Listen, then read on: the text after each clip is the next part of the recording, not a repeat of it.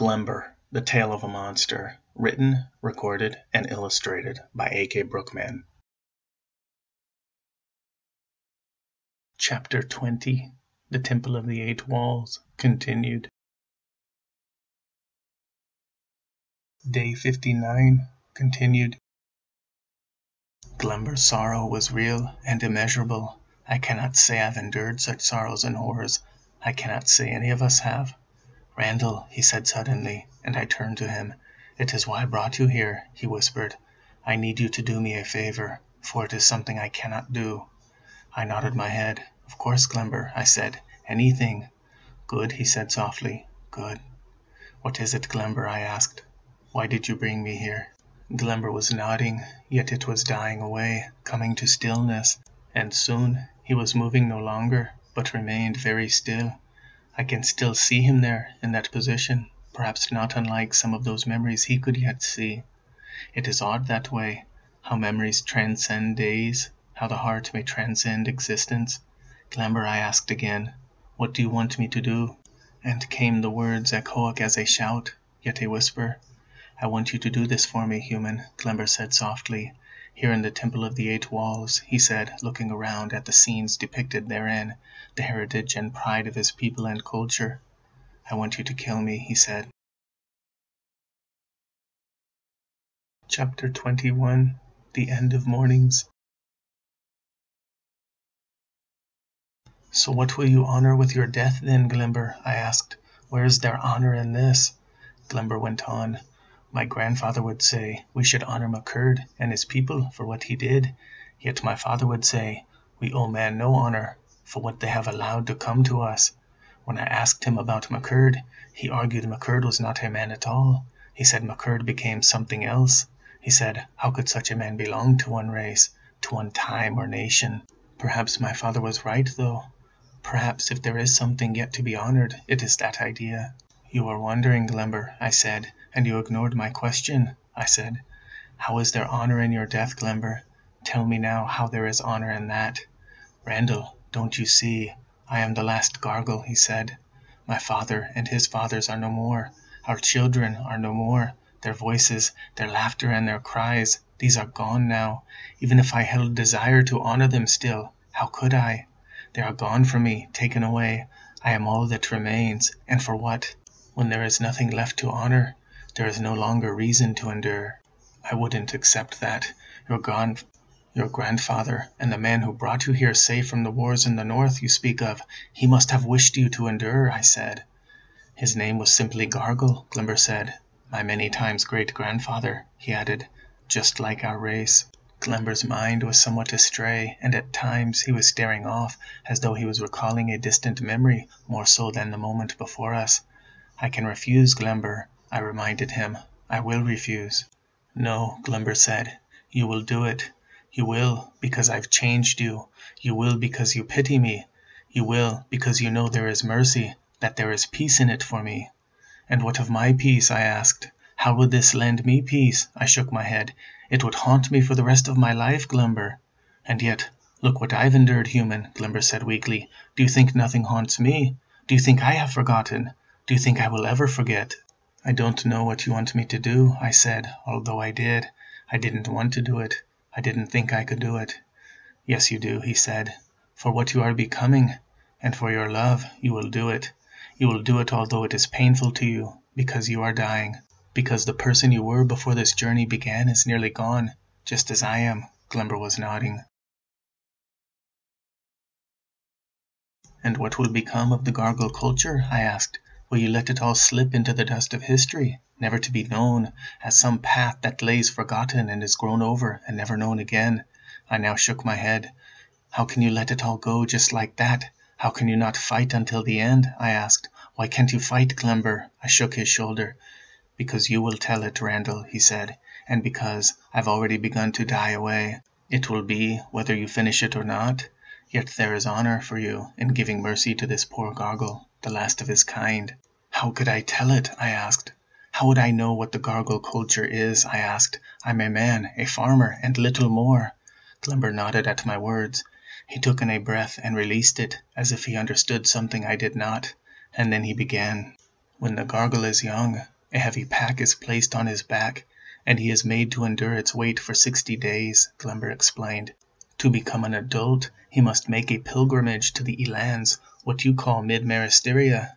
He must travel there and back. He must build a raft and travel the waters of mid-river. He must fight the creatures he encounters and prevail. He must pass the stone dragons and chant the words of passage. He must cross the river of snakes. He must cross the bridge of the sacred pass. He must endure the sting of the firethorn beetle. He must pass through the city of Nkrumah, where lifts the symbol of love and peace from the courtyard. And he must ascend the stairs to enter the temple of the 8 walls in this city when he is done. If he can do this, if he can travel that distance and return to his people, he is reborn. He may begin the journey as a child, but he will return to his people an adult. Glember, I said. I couldn't find the words. He made me to endure these very things. You will do this for me, Glember said, because you must return to your people. You must make it back on your own. My father took me on the same journey, and his father took him. I had to travel back on my own, he said, so you will have to make the journey back on your own. He smiled weakly. I know you will make it. I won't make it halfway, Glember, I said. Glember laughed. You made it although you were marching to your death, he argued, and although you will be on your own this time, you will do it because you are marching to your new life. He nodded again, confident in his words. There is a saying among who were my people. You learn what it is to be a gargle on the way there, and you learn what it is to be on your way back. I was trying to take it all in, yet I felt deep sorrow. I don't think I can do it, Glember, I said. I'm afraid. And Glember weakly relayed. At a young age, my father told me, man is the only creature so chained by his fears, he is no longer free to love. I said to him hopefully, we can teach them to love. My father laughed. He turned to me and gazed deep into my eyes and asked, how, my son? How can you teach a monster to love? And I thought and said to my father, there must be a way. My father took in a deep breath and let it out. He said, you could waste your life away searching and never find a way. Man cannot be taught. He doesn't even love his own kind. He turned away to walk from the room, offering only, man is a monster. You see, Glember said, it was the only thing we disagreed on, but now I wonder if he was not right in part. I've lost my city, my people, my fingers, my family. It is never enough. Perhaps I must give my life as well. Maybe then. No, Glember, I reasoned, you don't have to. To the hells with what others think. I do love. Your family, Glember said. Some of you love your land, but not others, Randall. No, I argued. Damn you, Glember. I love you, Glember, and my people would too if they knew you, if they knew your story. But how human, Glember asked. His voice grew weaker. He was dying. How could they love a monster? He asked. For so they see us. For so we see them. But we have, each of us, been fooled by the wizards. My head fell against his chest. That heart that must have beat with such purpose for so long was growing weaker. I could feel the softness of its damp beats. He placed his hand over mine. Damn you, Glember, I whispered. You told me you were bringing me here to kill me, I said weakly. Why couldn't you have followed through with that instead? Glember took in a deep breath with great effort. My people, Glember whispered. We do not have two separate words for death and rebirth. His eyes began to stare more distant, and I thought I had lost him before he spoke again weakly. They are one and the same. I did not move, nor did I breathe. I could hardly hear his words now. You are to die today, because you are born today, Randall, he whispered. So you see, I've kept my promise. I realized I was crying. He patted my hand. So go home, Randall, he said softly. Tell your people of the great victory of the Nye Wizard Order. Tell them they've won, he whispered. Tell them the last gargle is dead. I hated them for him. I hated them for what they had become. I'd never felt such anger and sorrow at one time as I did there. He patted my hand one last time. Yet the true great victory of my people, and your true great victory, he whispered, will be that I taught a monster how to love. His hand, those 3 strong fingers that were all the wizards left for him, slipped slowly off my hand and relaxed as the last of his breath escaped into the temple air. The sun, once battling the distant clouds in its rising through dawn, moved free of sudden, came cast its rays down upon Glember as he passed away, and I realized it was the end of morning. Chapter 22. Afterword, answering Lilly. You've read the tale with your eyes, surely, but perhaps you've not read it with your heart. Let me piece it for you, for it spanned 60 days. On the first day, Glember saved my life, fighting off a rising wolf when he stumbled across my path. Although I awoke thinking it him, he guarded the cave entrance all the night in case the tracking creature returned. 'Twas why we traveled by day for those first few days, because the creature tracked us by night and we needed outdistance it. On the second day, he taught me to build a raft. On the third day, he taught me to endure, even when death seemed easier. On the fourth day, he protected my skin from the sun. On the fifth day, he saved me from a bear.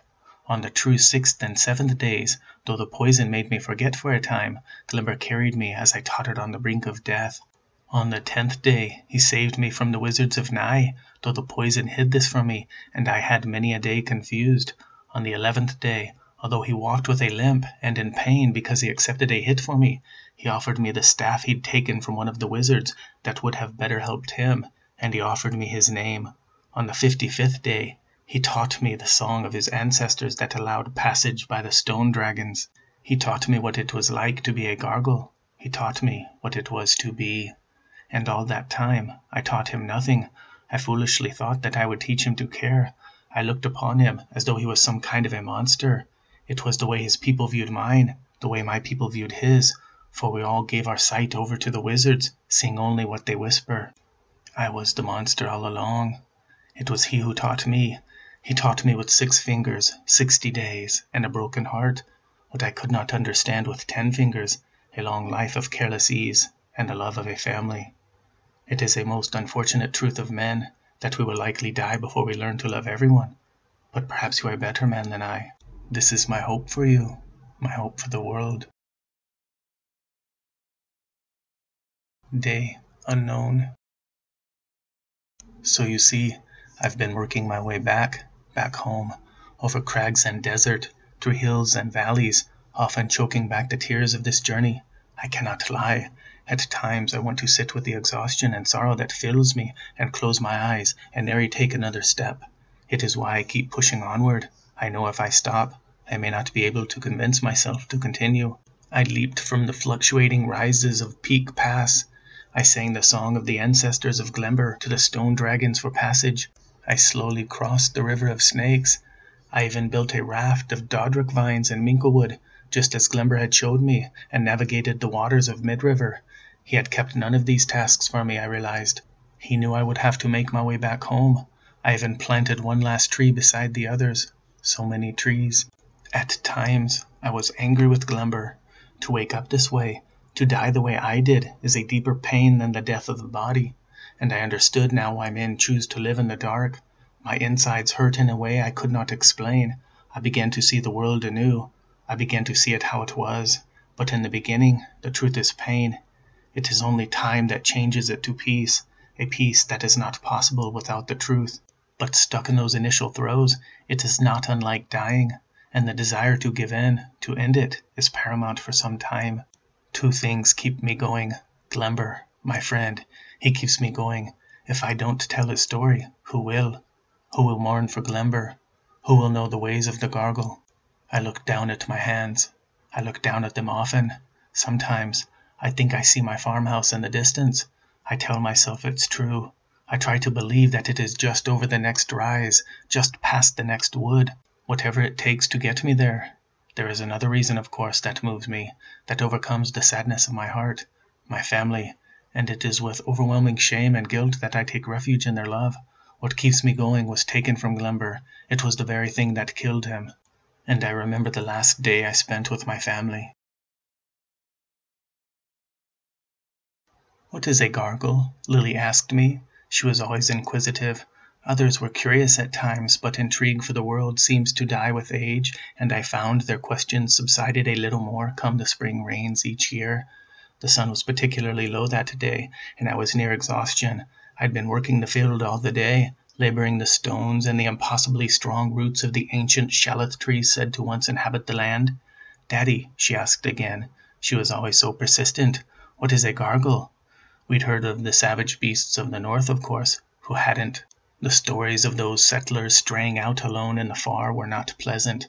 "They are monsters, Lilly," I answered, "and I hope we never see one." Lilly seemed to consider the answer, staring off into the north, her white dress moving slightly in the soft summer gale that swept over us. "Now go help Mommy," I said. "Tell her I'll be back soon, and we can sit together." She frowned.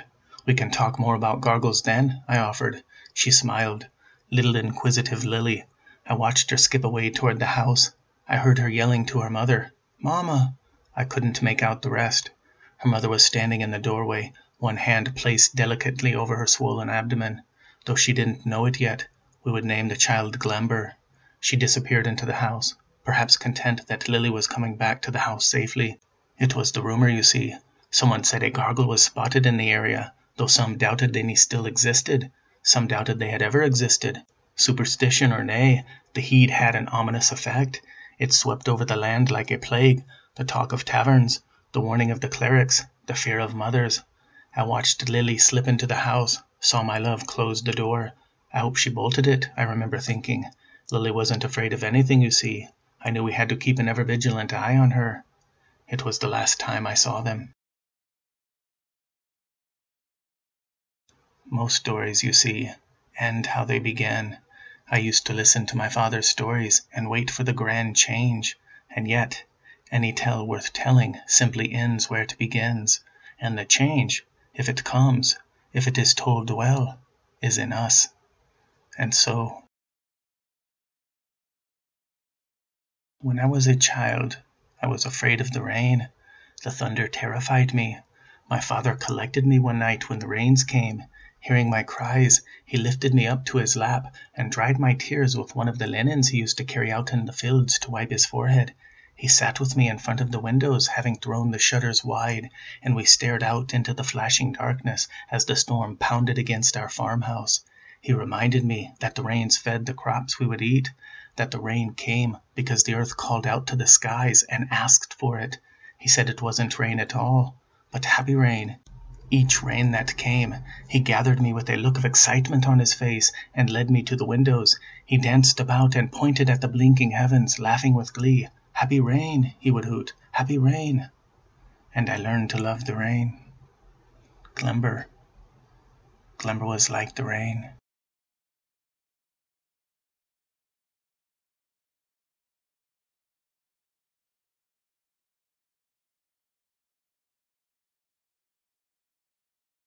This concludes the final part of Glember, The Tale of a Monster, being the first book of the Meristherian Trilogy.